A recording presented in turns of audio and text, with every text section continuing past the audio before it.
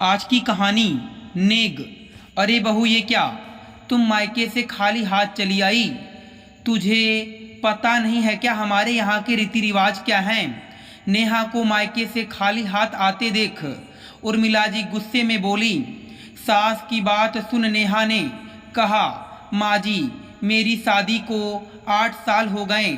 हर बार नई नवेली दुल्हन की तरह भर भर के सामान लेकर आते हुए मुझे बहुत शर्म आती है। मेरे और भी भाई बहन हैं, बस मैं ही तो नहीं हूं ना। देखो बहू, जो हमारे बड़े बुजुर्ग करते आए हैं हम भी उसी राह पर चलेंगे। तेरे हिसाब से नहीं रहेंगे। मायके से खाली हाथ आना अपशगुन होता है तो होता है। अब तो तूने अपशगुन कर ही दिया, आ गई खाली हाथ। अब एक काम कर, अपनी माँ को फ़ोन कर, ज़्यादा नहीं तो कम से कम 2,5-3 हजार ही मांग ले शगुन के नाम पर। उर्मिला जी ने अपशगुन के नाम पर नेहा को ऐसा डराया कि बेचारी मारे डर के अपनी माँ को फ़ोन करके सारी बात बताकर 3,000 रुपये मंगवा लेती है। असल में उर्मिला जी बहुत ही लालची किस्म की औरत थी। हर बार उनका लालच यही रहता कि बहू जब भी मायके जाए तो वहाँ से नई नवेली दुल्हन की तरह भर भर के सामान लेकर आए, और ऊपर से हर तीज त्योहार पर यही उम्मीद करती कि बहू के मायके से इतना सारा सामान आए कि पूरे गांव मोहल्ले वाले देखते रह जाएं। जिसके चलते होली पर, दीपावली पर, करवा चौथ पर, तीज पर जबरदस्ती नेहा के मायके फोन करवा कर पैसे मंगवाती रहती शगुन के नाम पर, या फिर खुद ही शगुन लेकर आने को कहती, यह कहते हुए कि उनके यहाँ का रिवाज है बहू को हर तीज त्योहार पर मायके से कुछ न कुछ आता ही है। और सबसे बड़ी बात, जितनी बार बहू को आएगा उतनी बार उसकी सास के लिए भी आता है। नेहा उर्मिला जी की इन हरकतों से बहुत परेशान हो गई थी। उसे अपने मायके की स्थिति का अच्छे से पता था। बहुत हाई फाई नहीं थे मायके वाले। पापा रिटायर हो चुके थे, भैया की नौकरी थी, परिवार भी बड़ा था, अपने खर्चे आराम से निकल जाते थे। लेकिन जो बीच बीच में नेहा की सास डिमांड करने लगती, यह मैनेज करना थोड़ा सा मुश्किल होता था नेहा की मायके वालों को। ऊपर से नेहा की एक और छोटी बहन थी, वह भी अपने ससुराल रहती थी। तो ऐसा तो नहीं हो सकता कि माँ बाप एक बेटी को कुछ दें और दूसरी बेटी को ना दें। मजबूरी में उन्हें दोनों बेटियों को ही देना पड़ता था, जिसके चलते उनकी आर्थिक स्थिति ठीक नहीं रहती। लेकिन इन सब बातों से उर्मिला जी को कोई मतलब नहीं था। उन्हें तो बस बहाना चाहिए था बहू के मायके से कुछ ना कुछ लेने का। जैसे ही दूसरा तीसरा महीना निकलता और कोई त्योहार नहीं आता तो उर्मिला जी खुद ही नेहा से कहने लगती, बहू 3 महीने हो गए तुम अपने मायके नहीं गई, जाओ भाई अपने माँ बाप को देख आओ। जब तक माँ बाप हैं तब तक चली जाया करो, मैं तुझे रोक टोक नहीं लगाऊंगी। नेहा भी अच्छी तरह से समझती थी उर्मिला जी के इस प्यार के पीछे क्या है, इसलिए धीरे धीरे करके अब उसने मायके जाना ही कम कर दिया। साल में एक बार ही जाती थी। एक बार ऐसे ही नेहा की माँ की तबीयत खराब थी। नेहा बस 1 घंटे के लिए अपने माँ को देखने चली गई। माँ से मिलने के बाद जैसे ही वह वापस आई, उसे खाली हाथ देख उर्मिला जी एकदम से भड़क गई। बहू, तू मेरे घर में कुछ अपशगुन करके ही रहेगी, मानेगी नहीं ना? जाने को तो मुंह उठाकर चली जाती है, लेकिन तुझे पता है ना, महंगा ना ही सही तो कोई सस्ती चीज लेकर आती थोड़ी सी ही, लेकिन कुछ ना कुछ लेकर ही आते हैं, खाली हाथ नहीं आते हैं। आज तक तो नेहा ने उर्मिला जी की बातों का कोई जवाब नहीं दिया था। अंदर ही अंदर झल्ला कर रह जाती थी, लेकिन आज उसे उर्मिला जी की बातों का बहुत बुरा लगा, क्योंकि आज वह अपनी बीमार माँ को देखकर आ रही थी। इसलिए नेहा ने कहा, माँ जी, मैं कोई शादी ब्याह में या किसी खुशी के मौके पर नहीं गई थी, बीमार माँ को देखने गई थी, और ऐसे में कौन विदाई लेकर आता है। देख बहू, मुझे ज्ञान मत बांट, यह मेरे घर का रिवाज है, यह चला आ रहा है, इसे निभाना भी पड़ता है, चाहे कुछ भी हो जाए। दुनिया बहुत बड़ी है, जरूरी नहीं है कि जितने लोगों को तुम जानती हो उनके यहाँ यह रिवाज नहीं है तो यह होता ही नहीं है। पूरी दुनिया घूम लो, कहीं ना कहीं यह तो एक रिवाज ही है जो मेरे घर पे होता है।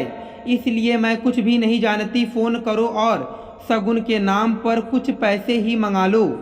फिलहाल तो नेहा ने अपने मायके फ़ोन नहीं किया और 1000 रुपये लाकर सास के हाथ पर रख दिया, यह कहते हुए कि माँ ने दिया था, उसे पता था कि जब तक उर्मिला जी को पैसे नहीं मिलेंगे वह बवाल ख़त्म ही नहीं करेगी। इसलिए अब नेहा को धीरे धीरे उर्मिला जी की हरकतें बर्दाश्त के बाहर होने लगी थी। उर्मिला जी को सबक सिखाना बहुत ज़रूरी हो गया था और संजोग से नेहा को बहुत अच्छा मौका भी मिल गया।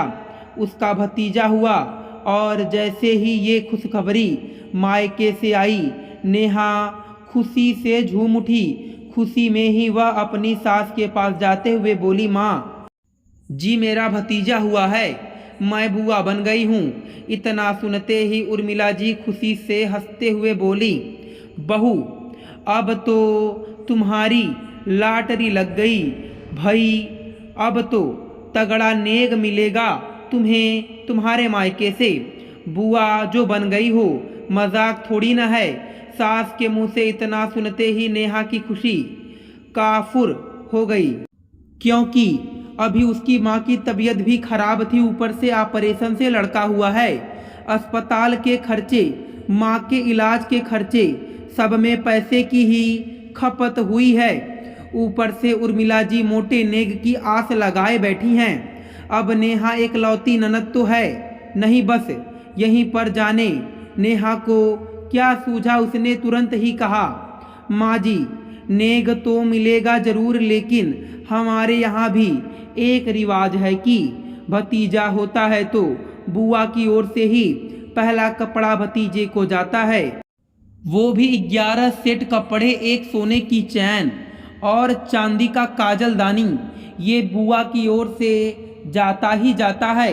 यह जरूरी होता है, बिना इसके बुआ मायके में प्रवेश नहीं कर सकती, नहीं तो बहुत बड़ा अपशगुन होता है। मेरी छोटी बहन भी लेकर आएगी, इसलिए मुझे भी लेकर जाना पड़ेगा। नेहा ने साफ साफ झूठ बोल दिया।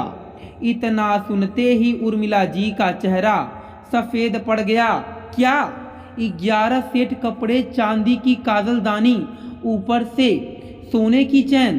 बहू, बेटा उनका हुआ है, खानदान उनका बढ़ा, वारिस उनका हुआ, दादी तुम्हारी माँ बनी, खर्च हमारे क्यों? भाई, हम क्यों करें ये खर्च? माँ जी देखिए, इतने तो खर्च करने ही पड़ेंगे, और अभी तो भतीजा हुआ है, अभी तो उसके होने पर ये देना ही है। फिर धीरे धीरे जैसे जैसे वह बड़ा होगा तो उसके अन्न प्राशन पर भी बुआ के यहाँ से कुछ तगड़ा जाएगा। फिर उसका मुंडन होगा, मुंडन में भी कुछ देना होगा। फिर जनेऊ संस्कार होगा, फिर उसकी शादी होगी। ऐसे करके बुआ के यहाँ से कुछ ना कुछ जाता ही जाता है। अब आप देख लो, आपको क्या करना है, कहते हुए नेहा भी मुस्कुराते हुए अपने कमरे में चली गई। अब तो उर्मिला जी की हालत खराब हो गई थी। जितना लेने की नहीं सोची थी, उतना देने की बारी आ गई। अब क्या करें, यह तो अच्छा खासा खर्च हो जाएगा। जितना मिलेगा नहीं, उससे ज़्यादा तो देना पड़ जाएगा। बहुत सोचते हुए वह नेहा के कमरे में गई और बोली, बहू एक काम करो, तुम अपने माँ से कह दो कि वो हमें कोई नेग न दें, तुम बस कपड़े लेकर चली जाओ और जो नेग वो हमें देंगी उसमें से ही कटौती करके बच्चे के लिए सोने की चैन बनवा ले।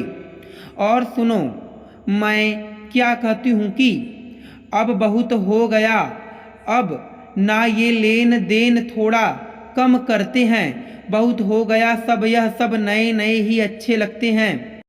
और वैसे भी 10 साल हो गए तुम्हारे शादी को, तो तुम भी अपनी माँ से कहना कि हमें कोई नेग नहीं चाहिए। अचानक से सास का बदला हुआ सुर देख नेहा मन ही मन मुस्कुरा पड़ी। खुद से ही बातें करते हुए मन ही मन में बोली, काश मेरे दिमाग में यह बातें पहले ही आ गई होती, लेकिन चलो देर से ही सही, अब आया ऊंट पहाड़ के नीचे। दोस्तों, मैं उम्मीद करता हूँ कि आपको यह कथा पसंद आई होगी। फिर मिलेंगे आपसे अगली कथा में। आप सभी का धन्यवाद।